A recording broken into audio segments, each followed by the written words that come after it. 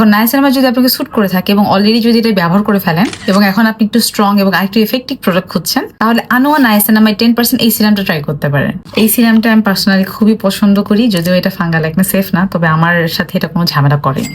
এটাও স্কিনটাকে গ্লোই করতে এবং ডার্ক স্পটটাকে কমায়, স্কিনটাকে একটা ব্রাইটার লুক দিতে বেশ ভালো কাজ করে। তবে তবে তবে এটার কিন্তু বেশ কিছু নেগেটিভ রিভিউ রয়েছে। অনেক আপুদেরই এটা স্কিনে স্যুট করে নাই, এমনকি নায়াসিনামাইড স্যুট করে এমন আপুদেরও আমি দেখেছি এটা নাকি তাদের স্কিনে স্যুট করে নাই। যেহেতু স্কিন সবার সেম না এবং এক একটা প্রোডাক্ট এক একজনের স্কিনে এক একভাবে কাজ করে, তাই এটা ট্রাই করার আগে অবশ্যই নিজে একটু বুঝে রিসার্চ করে তারপরে নেবেন। এখন আপনি যদি নায়াসিনামাইডের প্রবলেমটা যেতেই না চান, তাহলে আপনি চাইলে আলফা আরবুটিন আছে এমন সিরামগুলো ট্রাই করতে পারেন। কসদে বাহাত থেকে শুরু করে আরো বেশ কিছু ব্র্যান্ডেড প্রোডাক্টস রয়েছে যাদের আলফা আরবুটিন সিরাম রয়েছে, চাইলে সেগুলো ট্রাই করে দেখতে পারেন। মেইন কথা হলো অপশন কিন্তু অনেক আছে, যাদের এটা স্যুট করে নাই বা এটা থেকে ভালো রেজাল্ট পান নাই তারা কিন্তু চাইলে শিফট করতে পারেন এবং নতুন প্রোডাক্টস ট্রাই করতে পারেন। এবং এগুলো ছাড়াও আমি যদি আরো ভালো কোনো ব্রাইটেনিং সিরাম বা প্রোডাক্টস পেয়ে থাকি সেগুলো আমি অবশ্যই শেয়ার করবো।